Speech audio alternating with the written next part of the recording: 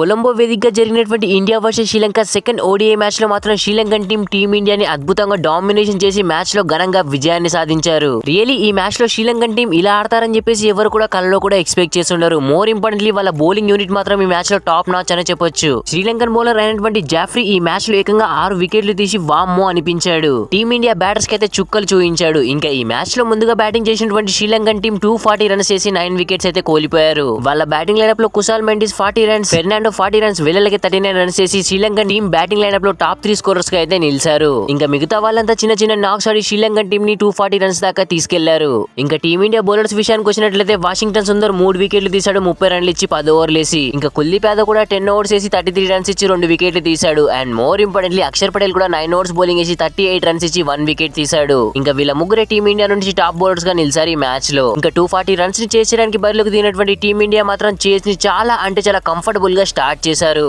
Rohit Sharma first ODI match లాగానే ఈ second ODI match లో కూడా శ్రీలంకన్ బౌలర్స్ అయితే ఊతి కారేశాడు. ఈవెన్ మరోవైపు మరో ఓపెనర్ అయినటువంటి శుభ్మన్ గిల్ కూడా చాలా అద్భుతంగా ఆడుకుంటూ వచ్చాడు.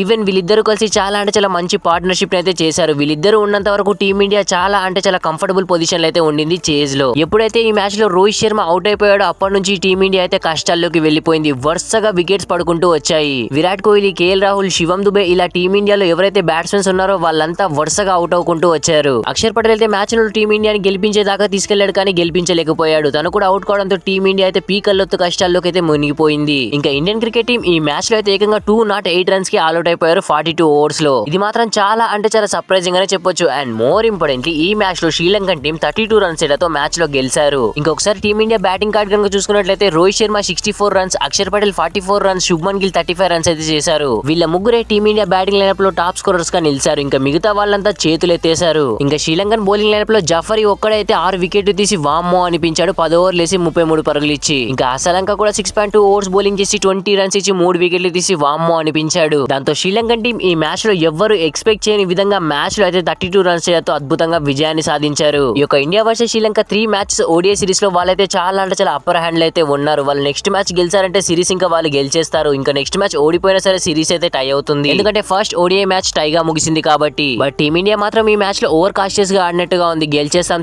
అన్నట్టుగా. బట్ టీమిండియాకి మాత్రం శ్రీలంకన్ టీం ఈ మ్యాచ్ లో అయితే షాక్ నిచ్చారు. మరి చూడాలి Rohit Sharma third ODI match లో శ్రీలంకన్ టీం పై ఎలాంటి ప్లాన్స్ తో వచ్చి అండ్ మోర్ ఇంపార్టెంట్లీ మ్యాచ్ లో గెలిచి సిరీస్ ని టై చేస్తారా లేదంటే సిరీస్ ని శ్రీలంకకి ఇస్తారా అని చెప్పేసి. But team India has a champion team కాబట్టి ఎప్పుడైనా కంబ్యాక్ చేసే అవకాశాలు అయితే ఉంటాయి. మరి చూడాలి శ్రీలంకతో ఆడబోయే ఒక థర్డ్ ఓడిఐ మ్యాచ్ లో టీమిండియా ఎలాంటి ప్లాన్స్ తో వచ్చి శ్రీలంకకి ఎలాంటి ఫైట్ ఇస్తారని చెప్పేసి. మరి ఒక సెకండ్ ఓడిఐ మ్యాచ్ లో టీమిండియా ఎక్కడ వెనకబడిపోయిందని మీకు అనిపిస్తుందో కింద కామెంట్ సెక్షన్ లో కామెంట్ అయితే చేయండి. వీడియో నచ్చితే ప్లీజ్ అన్న లైక్ చేసి మన ఛానల్ తప్పకుండా సబ్స్క్రైబ్ అయితే చేసి పెట్టుకోండి. Thanks for watching. Have a nice day.